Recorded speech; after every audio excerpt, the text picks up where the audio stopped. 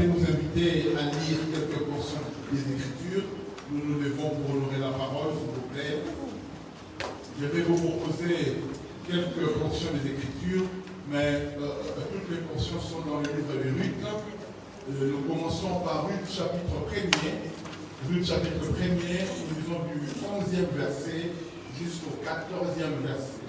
Mon thème ce matin, pour ceux qui aimeraient écrire, ce matin, j'aimerais parler sur le fait que tu as encore quelque chose à donner.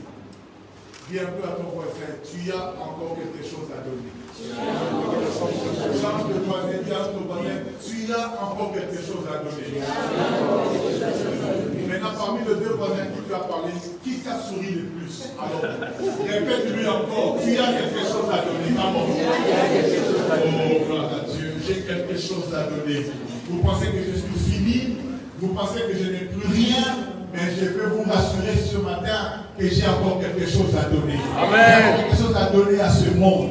J'ai encore quelque chose à donner dans ma famille. J'ai encore quelque chose à donner. Ruth chapitre 1er, 11 à 14, la Bible dit, Naomi dit, retournez mes filles, pourquoi viendrez-vous avec moi? Ai-je encore dans mon sein des fils qui puissent devenir vos maris? Retournez mes filles, allez, je suis trop vieille pour me remarier. Et quand je dirai, j'ai de l'espérance, quand cette nuit même, je serai avec un mari et que j'enfanterai un fils, attendriez-vous pour cela qu'ils aient grandi?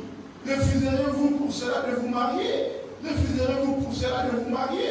Non, mes filles, car à cause de vous, je suis dans une grande affliction.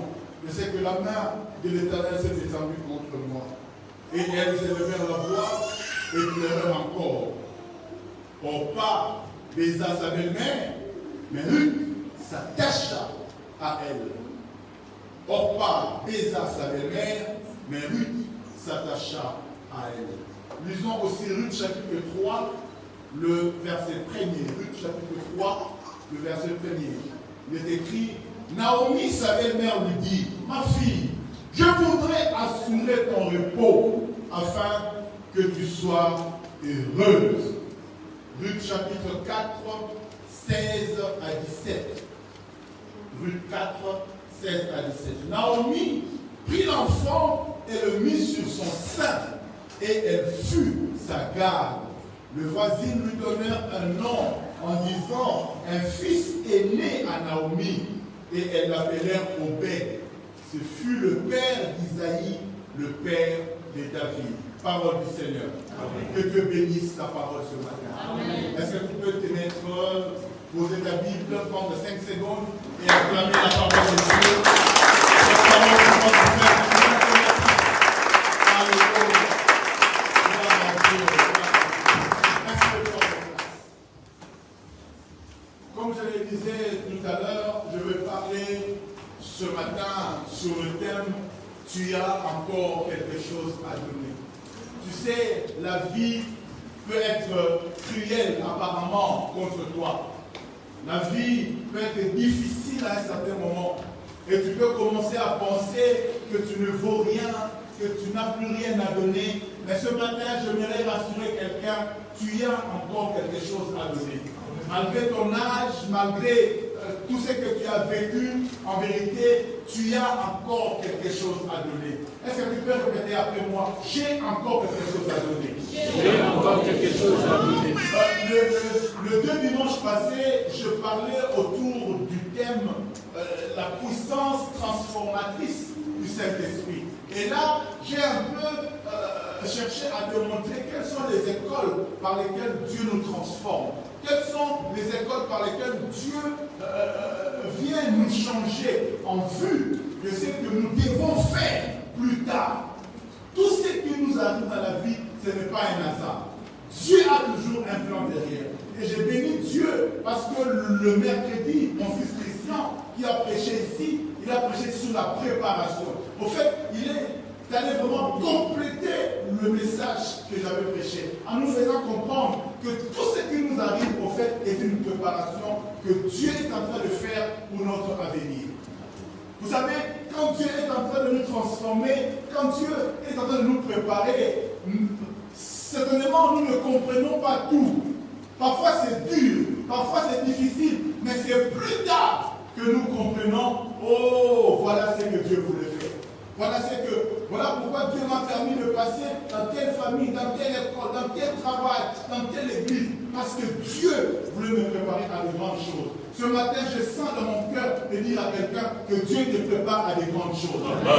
Tu as vécu ce que tu as vécu parce que Dieu te prépare à de grandes choses. Est-ce que quelqu'un le croit ce matin? Est-ce que tu crois que Dieu te prépare à de grandes choses? Dieu te prépare à de grandes choses. Dieu te prépare à diriger des grandes entreprises. Dieu te prépare à diriger une grande église. Dieu te prépare à diriger un grand groupe d'hommes. Dieu te prépare à entrer avec des grands hommes. Dieu te prépare. Dans tout ce que Dieu fait, Dieu nous prépare. Dieu a un but. Dieu a une destinée à accomplir avec nous. Dans Luc chapitre 1er, si je dois commencer à placer un peu le contexte de l'histoire, c'est que Ruth, une femme israélite, a quitté sa patrie pour aller dans le pays de Moab. Parce que chez lui ou chez elle, il y avait la famine. Elle, son mari et ses deux enfants se sont dit, on va émigrer, on va aller ailleurs parce qu'on doit chercher de quoi manger. Ce n'est pas forcément une mauvaise décision parce que l'homme a un instinct de survie. Je dois survivre. Ils sont partis chercher, mais malheureusement, là où ils sont partis, les choses ne se sont pas passées vraiment comme ils avaient espéré. Le mari est mort. Les deux enfants de Ruth sont morts. Et Ruth s'est retrouvée seule avec ses deux belles filles. Les filles que ce deux garçons avaient épousées dans le pays de Moab. Ruth était complètement désespérée. Et quand même, Ruth est en train, pendant que Naomi est en train d'en parler, écoutez ce qu'elle dit. Elle dit, non mes filles, car à cause de vous, je suis dans une grande affliction de ce que la main de l'Éternel s'est étendue contre moi. En fait, tous les malheurs qui sont arrivés à Naomi, Naomi est en train de dire que la main de l'Éternel était contre elle. En vérité, quand vous lisez l'histoire, vous comprenez que ce n'était pas la main de l'Éternel qui était contre Naomi, c'est que Dieu était en train d'exécuter un plan. Le but de Dieu, quand vous lisez cette histoire, c'était pour sauver une femme moabite et faire d'elle la mère de Jésus. Parce que cette Ruth moabite, plus tard, va se retrouver dans la généalogie de Jésus. Dieu ne voulait pas que le païen puisse être complètement mis à côté par rapport au plan du salut. Dieu a voulu d'une manière ou d'une autre intégrer aussi le païen dans le plan du salut. Et donc Dieu a fomenté tout ça pour qu'au final, une Ruth soit sauvée. Je voudrais dire à quelqu'un, certains malheurs peuvent arriver, non pas parce que Dieu est méchant, mais parce que Dieu veut sauver une personne. Je disais, Dieu veut sauver une personne. Dans tout ce que Dieu fait, il y a toujours un but. Alors pourquoi j'ai appris dans ma vie à tout relativiser? Même quand je ne comprends pas, je loue Dieu. Oh, je loue Dieu. Même quand les choses qui m'arrivent me dépassent, je loue Dieu. Parce que je sais qu'il y a toujours un but derrière.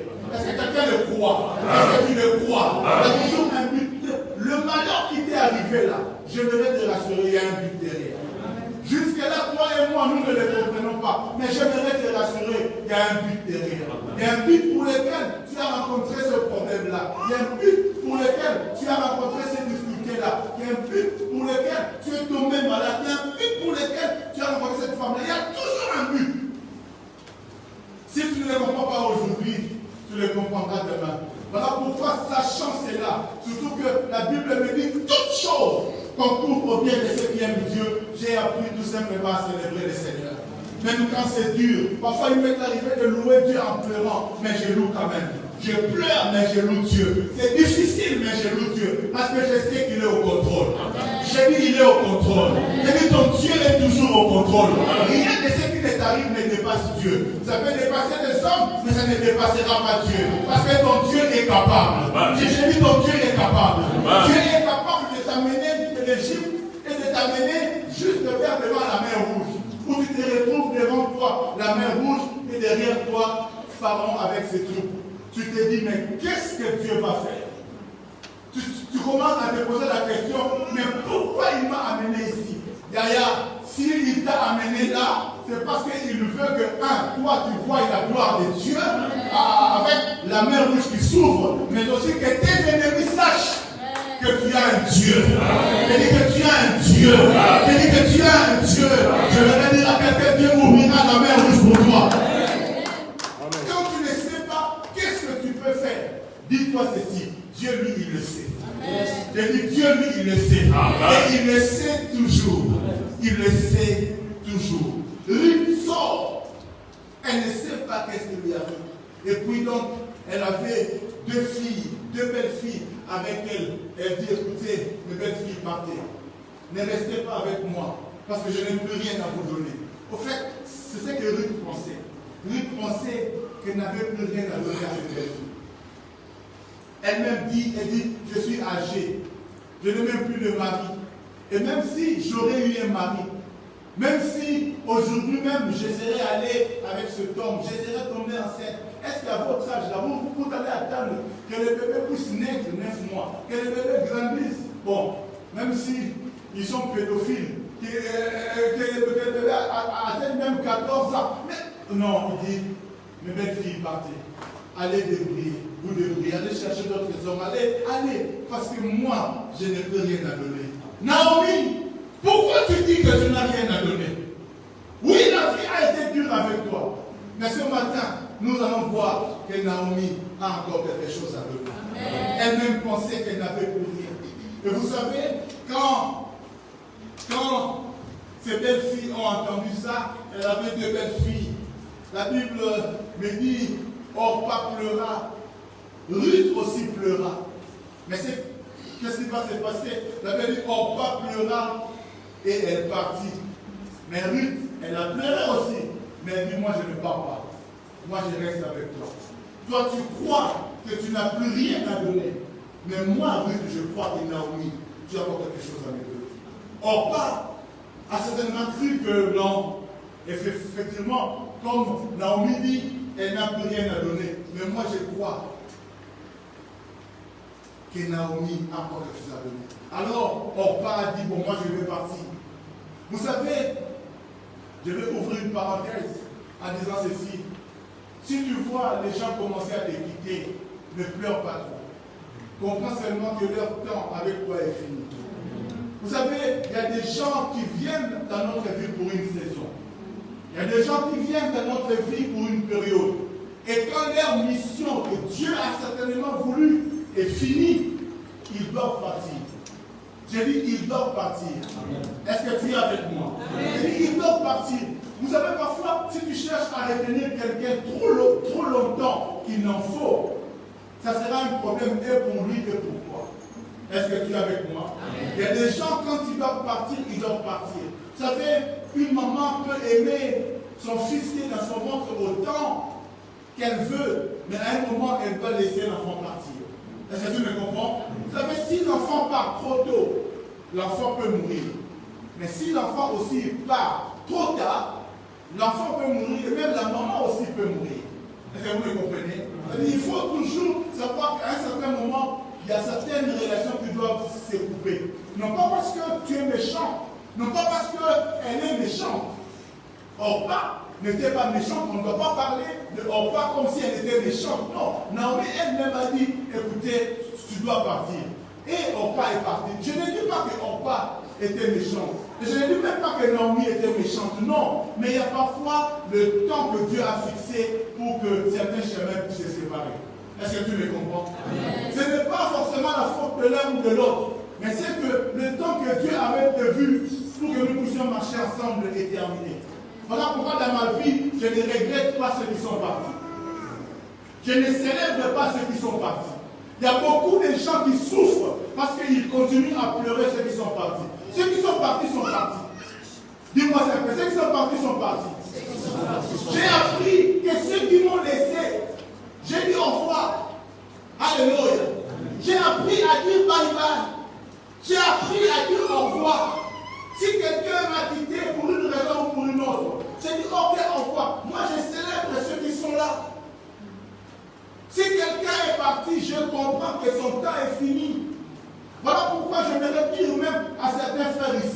Vous qui vivez avec le mythe des ex. Des ex. Parce que pour certains, les ex sont toujours meilleurs que la femme qu'il a dans sa maison. D'ailleurs, l'ex là, c'est parce que tu as vécu avec elle parfois, Nadimoï. Tu vivais avec elle une semaine, un mois, mais tu n'as pas vécu avec elle pendant 10 ans, pendant 15 ans. Est-ce que tu me comprends? Tu aurais vécu avec l'ex là, pendant 10 ans, pendant 15 ans, tu aurais constaté qu'elle aussi avait des défauts. Donne-moi un bon amen. Parce qu'il y a certains qui ont les mythes des ex. Ah, vraiment. François, tu vivais avec elle de Macam. Tu n'as pas vécu avec lui dans la même maison. Où il se réveille avec les hypothèses. Où il se réveille avec le Massasama du cul. Tu n'as pas vécu avec lui pendant plusieurs années. Est-ce que tu me comprends? Laisse-la que tu idéalises. Parce qu'il y a des gens qui idéalisent les ex. Vraiment, François. Vraiment, Anne-Marie. Yaya. Anne-Marie, elle venait, elle partait. Tu n'as jamais su qu'est-ce qu'elle faisait chez elle à la maison. Est-ce que tu me comprends? Tu n'as jamais su cela. Il ne faut pas pleurer ceux qui partent. Il faut célébrer les gens qui restent avec toi. Est-ce que tu me comprends? Est-ce que tu me comprends? Il y a beaucoup qui souffrent à cause des ex. Oh, vraiment, mon ex là. L'ex là, si c'est elle que Dieu avait prévu pour toi, elle serait restée. Comme elle est partie, dis-lui bye bye. Ne peux plus dire bye bye. Il faut apprendre à dire aux gens bye bye. Moi, je ne pleure pas. Vous savez, dans la vie, il y a beaucoup qui nous quittent. Même en l'église, il y a certains qui nous quittent. Si je ne regrette, est-ce que c'est parce que j'étais un mauvais pasteur? Non. Est-ce que j'ai bien fait quelque chose de mal? Non. Mais il a choisi de partir. Je comprends seulement que son temps avec nous est fini. Peut-être que je lui ai donné ce que je devais lui donner. Elle a apporté ce qu'elle devait apporter. Il a apporté ce qu'il devait apporter. Quand c'est fini, c'est fini. Ne sois pas là tout le temps à pleurer ceux qui sont passés. Il y a encore un avenir. J'ai dit, il y a encore un avenir. J'ai dit, il y a encore un avenir. Celui qui est parti, il est parti. Jusque-là, tu pleures encore Marie-Jeanne. Jusque-là, tu pleures encore Jean-Pierre. Mais si Jean-Pierre est parti, il est parti. Célèbre ceux qui sont là. J'ai dit, célèbre ceux qui sont là. Oh, vraiment. Si Martin a été là, ça aurait été différent. Tu es sûr? Moi, ça a vécu avec elle pendant 2 mois. Vous savez que toutes les relations, dans les 2 mois, quand ça commence, c'est toujours bien. Hein?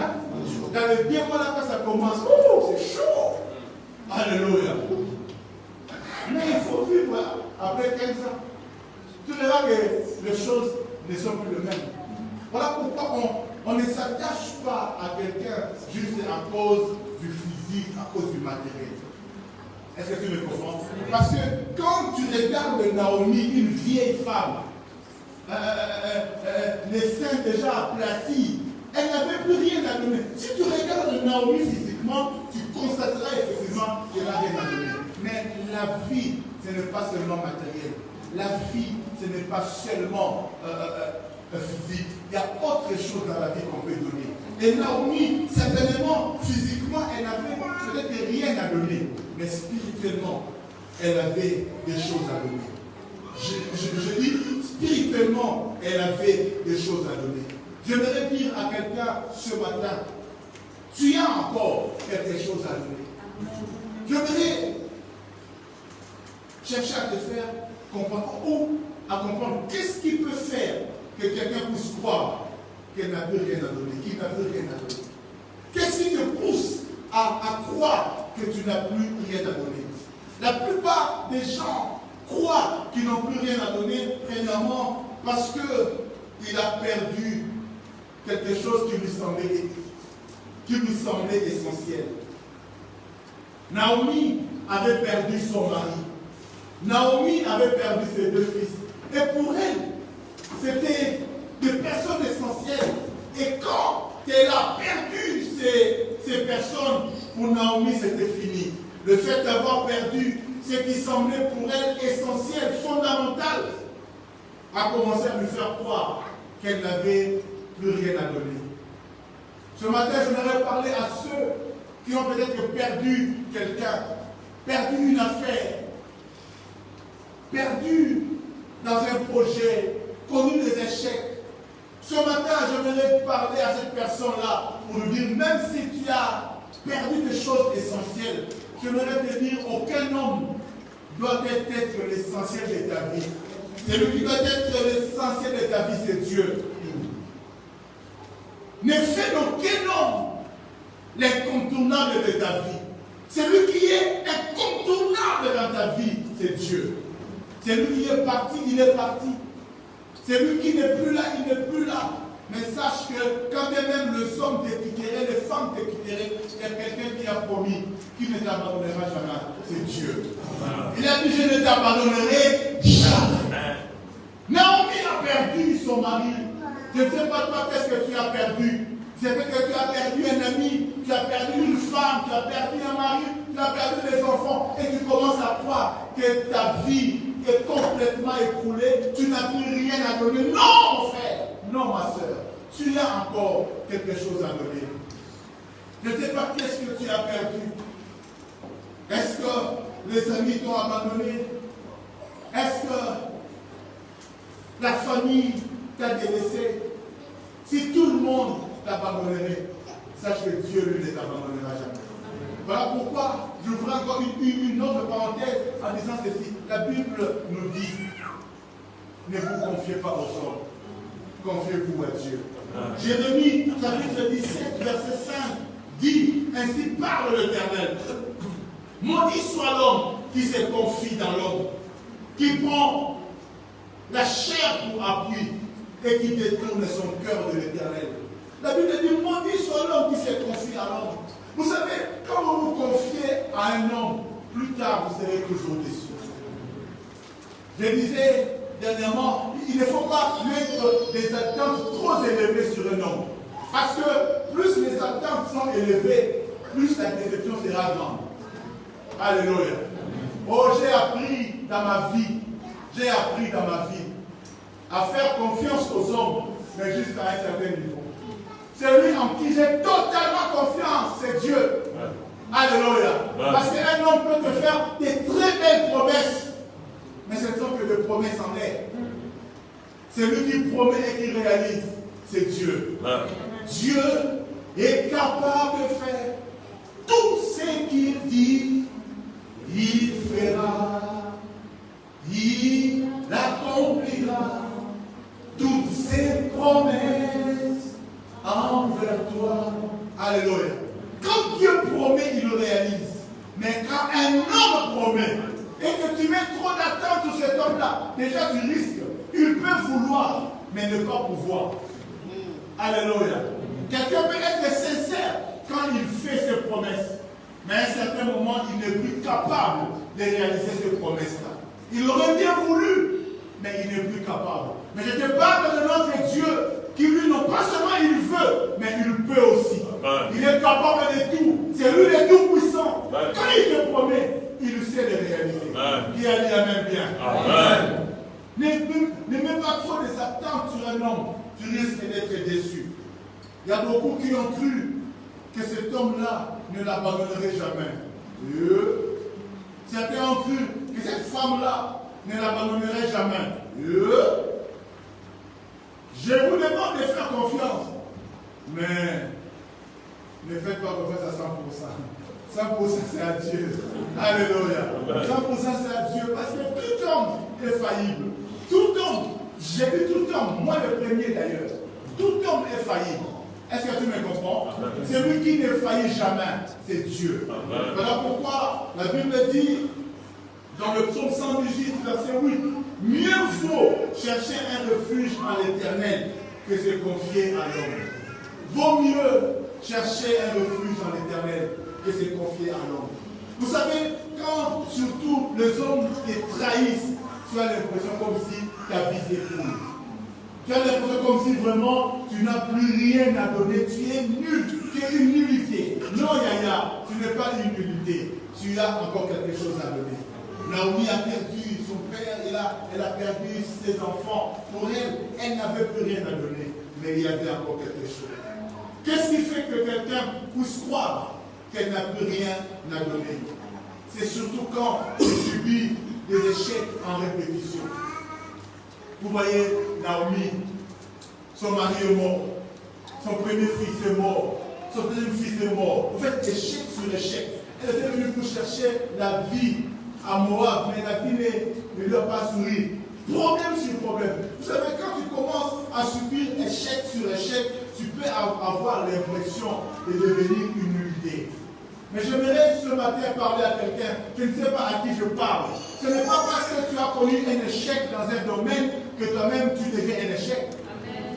Tu n'es pas un échec parce que tu as échoué dans un domaine précis. Non, il y a encore d'autres domaines. Il y a des talents cachés qui ne sont pas encore révélés. C'est peut que tu as échoué dans la musique, mais peut-être que tu réussiras au football. Bon, à ton âge, c'est un peu tard. Alléluia. Il se peut que hier tu échoues peut-être au football, laissez-moi changer, mais tu pourras réussir dans la musique, tu pourras réussir dans le commerce. Il ne faut pas baisser les bras parce que tu as échoué ou commencer à croire que moi je n'ai plus rien à donner, je suis unique. Non! Tu as encore quelque chose à donner. Je disais, tu as encore quelque chose à donner. Même si le diable, ça peut lui arriver de détruire certaines choses à nous, le diable ne pourra jamais tout détruire. Parce que c'est lui qui a le dernier mot dans ta vie, c'est Dieu. Amen. Demandez à Bartimée. Bartimée, la Bible dit que le diable avait détruit la vie de cet enfant, de ce jeune homme. Bartimée est devenu aveugle. Et vous savez, pour ceux qui le savent, Bartimée veut dire celui qui a la sémence d'être élevé. Bartimée, fils de Timée. Timée, c'est la sémence, c'est celui qui va être élevé. Et Bartimée, fils de Timée, veut dire c'est lui qui a la sémence pour être élevé. Et voyez, cet homme qui devait être élevé s'est retrouvé mendiant, en train de commencer à mendier. Sa vie était complètement par terre. Le diable dansait certainement. Le diable dansait, nazouillé. C'est fini. Oh diable! Oh diable! Ce n'est pas fini tant que mon Dieu n'a pas dit que c'est fini. C'est lui qui dira le dernier mot dans ma vie, c'est Dieu. Le diable, quand il a vu la vie de Bartimée, c'est lui qui avait la sémence d'être élevé. Vous voyez, aujourd'hui, on parle de Bartimée. Quelle élévation! On est à Saint-Étienne en 2022, mais on continue à parler de Bartimée. Quelle élévation! Alléluia. Mais en ce moment-là, Bartimée pensait que sa vie était finie. Les diables dansaient. Oh, je devrais parler au diable qui t'a peut-être amené dans une maladie, qui t'a peut-être mené dans une situation où toi aussi tu commences à croire que ta vie est finie. Non! Ta vie n'est pas encore finie. Parce que celui qui tient ta vie, il s'appelle Yehoshua HaMashiach. Il s'appelle le Dieu d'Israël. Il est capable. Tu as comme des échecs, c'est vrai. Tu as été abandonné, délaissé, trompé. Mais ton Dieu est capable. Bartimée avait perdu les yeux. Il mendiait. Le diable disait, on va voir là où tu seras élevé. Mais vous savez quoi? Quand Jésus passe quelque part,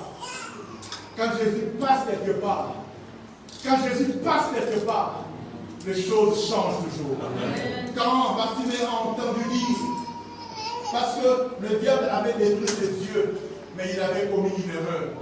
Il lui avait laissé les oreilles. Oh mon Dieu. Je dis, le diable avait détruit ses yeux, mais il lui avait laissé les oreilles.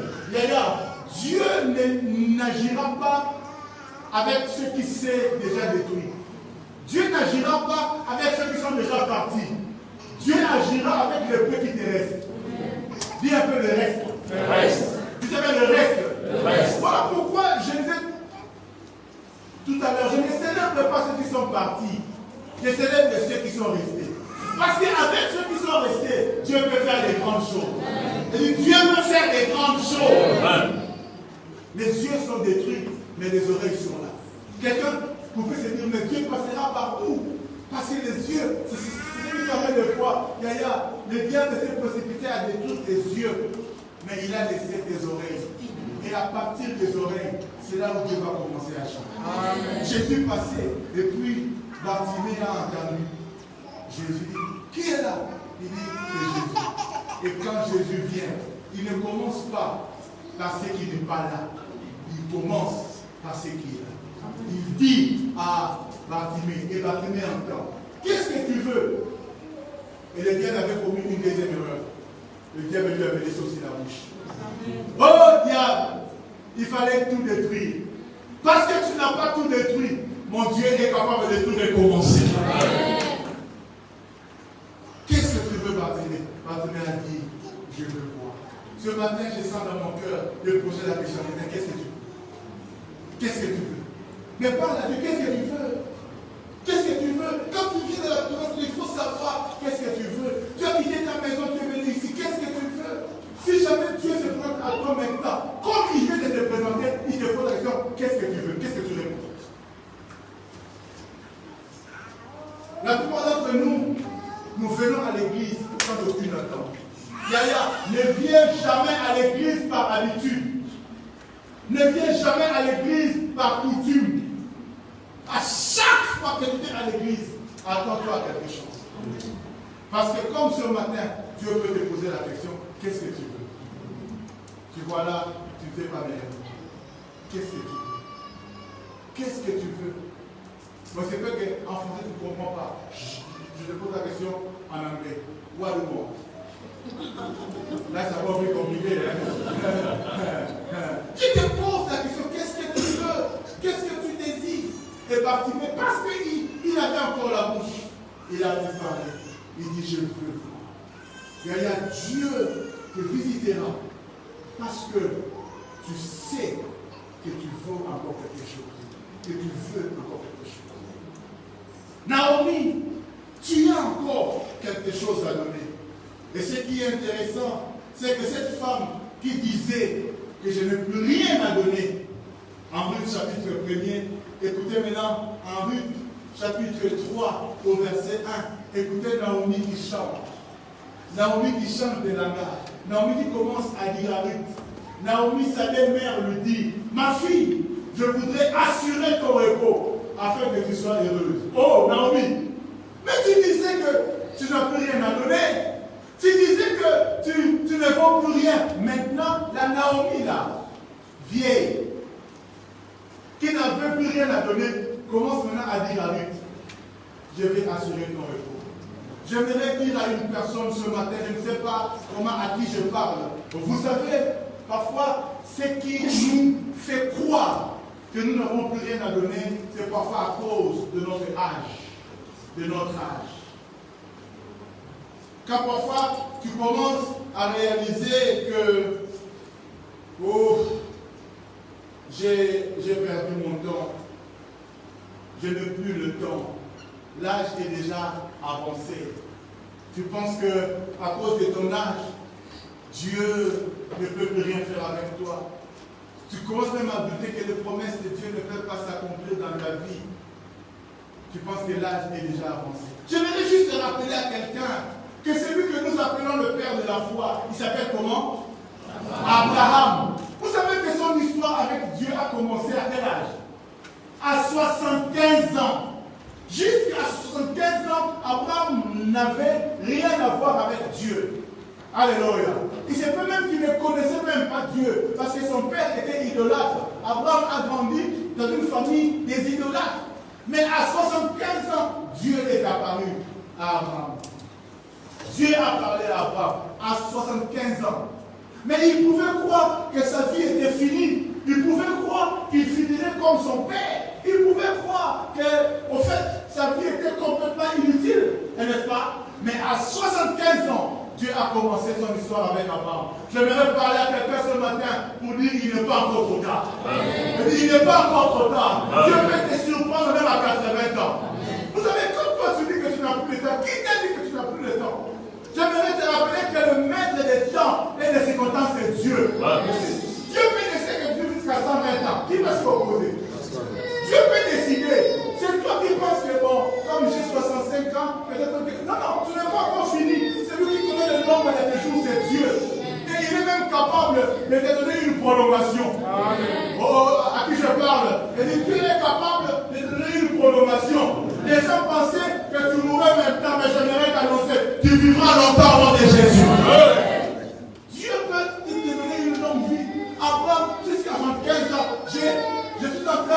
imaginez qu'il se disait, bon, écoutez, prenez les enfants et dépassez les enfants. Je disais, Abraham pouvait penser qu'à cet âge-ci, je dois seulement me préparer à la retraite. Je dois seulement me préparer à la mort. J'attends seulement la mort à 75 ans. Non, c'est à 75 ans que Dieu vient commencer son histoire avec Abraham. Oh, toi qui es là, je ne vois pas quelqu'un de 75 ans ici. C'est-à-dire, il ne faut pas que tu penses que c'est trop tard. C'est-à-dire, il ne faut pas que tu penses que c'est trop tard. Dieu peut encore faire quelque chose avec toi. Dis à toi, Dieu peut encore. Oh, me dis ça que Dieu peut encore. Mais ce n'est pas aussi vieux. Pourquoi je dis que tu es vieux? Moi, je connais un homme au Congo. Il a vécu dans la pauvreté jusque même à 80 ans. Mais à 80 ans, à cause même pas d'une chanson, à cause seulement d'un solo vocal. Il s'appelle Wendo Kolosoi. Vous le connaissez, hein? Vieux Wendo. Vieux Wendo, sa vie a changé. Toute sa vie, il a vécu dans la misère. Toute sa vie, il a vécu piéton. Mais à 80 ans même dépassé, Wendo a commencé à conduire une Jeep. Wendo est devenu et a rajeuni. Parce qu'il a juste chanté un petit couplet là. Alléluia. Apparemment c'est banal. Mais sa vie a changé. Wendo n'est pas mort pauvre. Wendo est mort heureux. On dirait même, les gens ont même dit qu'à 80 ans, Wendo a commencé à chercher des petites chéries. Alléluia. Vous savez, les filles sont bizarres. C'est-à-dire, quand ils voient une belle Jeep, moi mon patas, elles viennent. Même à 80 ans, Wendo, sa vie a recommencé. Je voudrais dire à quelqu'un, moi j'étais un païen, mais toi tu es un enfant de Dieu. Il ne faut pas que tu crois que tu ne vaux rien parce que l'âge est passé. Qui te dit que l'âge est passé? Est-ce que tu connais l'âge de ta mort? C'est Dieu seul qui connaît. Alléluia. Vous savez, la question de jeune ou de vieux, comme quelqu'un a dit, c'est relatif. Hein? Quand tu as 25 ans, si tu dois mourir à 30 ans, c'est que tu n'es plus jeune. Il te reste 25 ans. Qui a dit Amen? Quand tu as 60 ans et que tu dois mourir à 120 ans, tu peux dire que tu es encore jeune. Est-ce que tu me comprends? Tu as encore quelque chose à donner. Il ne faut pas que quelqu'un te fasse croire que tu ne vaux plus. Et alors, quand nous venons prier ici, quand nous donnons notre vie à Jésus, ce n'est pas juste amusement. Ce n'est pas juste quelque chose de... Non, non, non, non. Le fait que Jésus entre dans ta vie, ça change tout. Le fait que Jésus entre dans ta vie, ça change tout. Donner sa vie à Jésus, ce n'est pas juste un fait banal de la vie. Non! Quand Jésus entre dans ton histoire, quand Jésus entre dans ton projet, quand Jésus entre dans ton affaire, quelque chose doit changer. Dis un peu après moi, quelque chose doit changer. Crie-le même avec foi, quelque chose doit changer. Quelque chose doit changer. Maintenant, sois comme un prophète de ta vie, dis quelque chose change. Au nom de Jésus. Dieu a encore quelque chose à donner. Vous savez, quand j'ai lu l'évangile de Marc au chapitre 2, Marc chapitre 2, Marc chapitre 2, Marc 2, Marc 2, Marc 2, 1 à 2. Écoutez ce qui est écrit ici. Marc 2, 1 à 2. La Bible dit, quelques jours après, Jésus revint à Capernaum. On dit Jésus revint à Capernaum parce que Jésus avait l'habitude d'aller à Capernaum. Est-ce que vous comprenez? Capernaum, comme certains théologiens le disent, c'était comme le siège de Jésus. Il pouvait partir partout, mais il revenait un peu comme sa base à Capernaum. Jésus revint à Capernaum et la Bible dit, on a appris qu'il était à la maison. Dis un peu après moi, il est à la maison. Il est à la maison. Dis ça bien, il est à la maison. Il est à la maison. Quitte un peu, lève la maison. Dis, il est chez moi. Il est chez moi. Au change de vie, il est en moi. Il est en moi. On a pris qu'il est à la maison. Écoutez verset 2. Et il s'assembla un si grand nombre de personnes que l'espace devant la porte ne pouvait plus le contenir. Il leur annonçait la parole. Vous savez, à Capernaum, Jésus était chez qui? Jésus était chez Pierre. Jésus était chez Pierre. Il habitait dans la maison de Pierre. Et dans la maison de Pierre, pour ceux qui lisent la Bible, il y avait aussi la belle-mère de Pierre. Et même à un moment, la belle-mère de Pierre, quand Jésus venait pour manger, la belle-mère de Pierre était malade. Jésus lui vient ici. Pika, sois guéri. Et la belle-mère de Pierre a été guérie. Elle n'a pas cuisiné. Non, Dieu est bon, quoi. Vous savez, quand Jésus avait faim, et tout le monde dit que tu es malade. Pika! Jésus dit, c'est simple. Est-ce que Jésus peut trouver un intérêt chez toi? Amen. Quand tu as l'intérêt chez toi, tu seras guéri. Amen. Alléluia. Voilà pourquoi cherche toujours à ce que Dieu trouve un intérêt chez toi. Parce que si vous savez, il y a des gens qui peuvent partir, Dieu dit,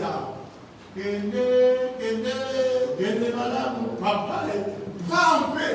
Mais certains, même quand ils veulent partir, Dieu lui-même dira, Admirez, lui là, il va aller où? Cherchez où là? Qui rentre là-bas? Parce que lui là-bas, il est utile. La belle-mère de Pierre devait cuisiner pour Jésus avec faim. Et Jésus dit, mais maman, il n'y a pas à manger. Jésus, j'ai la fièvre. Elle dit, allez, encore. Et la belle-mère de Pierre a été guérie et elle a cuisiné et Jésus a mangé. En fait, Jésus avait l'habitude d'aller là-bas. Écoutez, la maison là, où la Bible dit, les gens se sont rassemblés en masse, ce n'était que la maison des pécheurs. Vous savez que la maison dans la ville où tout le monde veut connaître, entrer, la maison qui est révocable dans la ville, c'est la maison du gouverneur, du président, du maire, du bourgmestre. Mais est-ce que la maison des pécheurs, est-ce qu'on met qu'à ça? Est-ce qu'on fait attention à ça? Non. La maison des pécheurs, vraiment. C'est-à-dire qu'on passe devant, personne ne fait cas de cela. Parce que ce n'est que la maison des pécheurs, un pauvre pécheur, Pierre. Mais Yaya, cette maison-là n'avait pas de valeur jusqu'au jour où Jésus est entré là. Amen.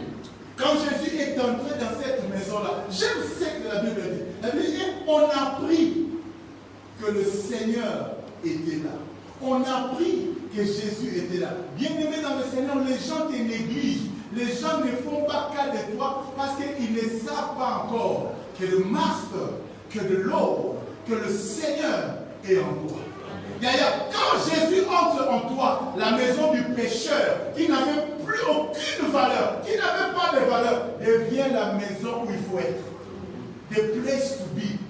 Pourquoi? Parce que Jésus est entré là. Oh, je sens dans mon cœur de dire à quelqu'un que tu as de la valeur. Que tu as de la valeur. Dans ta famille, on t'a négligé. Dans ton quartier, on t'a négligé. Dans la belle famille, on n'a pas fait cas de toi. On t'a humilié. On t'a rabaissé. J'aimerais te dire, si Jésus est dans ta maison, la maison qui n'avait pas de valeur aura de la valeur. Je dis, la maison qui n'avait pas de valeur aura de la valeur. Tu auras de la valeur. Non pas à cause de toi, mais à cause de Jésus. Dis encore après moi, il est en moi. Il est en moi. Il est en moi. Il est en moi. La maladie là, qui t'a dévalorisé, quand Jésus entre dans l'affaire, la maladie fuira. Je déclare ce matin que la honte te quitte. Je déclare ce matin que la pauvreté te quitte. Je déclare ce matin que l'abaissement te quitte. Je déclare ce matin que l'humiliation te quitte. Je déclare ce matin, au nom de Jésus, que les choses changent. La maison du pécheur est devenue la maison où toute la ville a parlé. Tu connais Pierre? Quel Pierre? Ah, tu vois la maison là où? Oui, là où Jésus vient là. Oui, c'est la maison de Pierre. Même Pierre, certainement son nom était maintenant connu. Alléluia. La maison de Pierre, où Jésus vient là. Si on était à Kim, il y aurait même des petits qui allaient commencer à prendre les commissions. Ils viennent à 4 h du matin, c'est même devant m'investiguer. 500 francs à quelqu'un de place. 500 francs, j'ai donné une place pour toi. Et quand tu viens, oh, entre, tout le monde voulait entrer chez Pierre. Parce que Jésus était là. Yaya, la vie n'a peut-être pas de valeur. Parce que Jésus n'est pas encore. Quand Jésus entre dans ta vie, nous autres ici, même dans nos familles, on était sans valeur. On a connu le moment où on était sans valeur. Mais Jésus a changé tout. Moi, j'ai toujours dit, enlever Jésus de ma vie n'a plus aucun sens. Mon histoire, ma vie, mon histoire peut être belle. Ma vie est belle aujourd'hui parce que Jésus est là. Je dis parce que Jésus est là. J'ai un peu de la valeur, non pas parce que je suis, non, j'ai un peu de la valeur parce que Jésus est en moi. Parce que Jésus est en moi. Parce que Jésus est en moi. Jésus est entré dans ma vie. Il m'a pris de rien, de nulle part. À un moment même dans ma vie, dans ma propre famille, on pensait que je finirais comme Chegué. Chegué, c'est les enfants de la rue chez nous. On pensait que je finirais Chegué. Mais quand Jésus est entré dans ma vie, les choses ont changé. J'étais tellement mauvais garçon. Que j'avais en toi là-haut. Mais Jésus a tout changé. J'ai dit Jésus a tout changé. Jésus a changé tellement de choses que même dans mes études, alors que j'étais un garçon turbulent, les gens ne pensaient même pas que j'aurais un diplôme. J'ai eu un diplôme, mais pas seulement un diplôme, mais aussi avec distinction.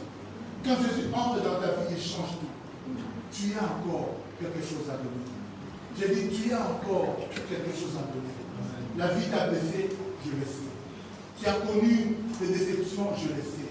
Tu penses que tu ne vaux plus rien? Non, tu vaux quelque chose. Naomi a cherché à m'envoyer parce qu'elle pensait ne plus avoir quelque chose à donner. Mais plus tard, c'est elle qui va assurer le recours à Ruth. Non pas seulement ça, la Bible dit quand Ruth va accoucher de son enfant au bec, qu'est-ce qui va arriver? C'est Naomi qui va allaiter, qui va prendre soin de son fils au bec. Naomi prend soin de son corps. Elle a encore quelque chose à donner.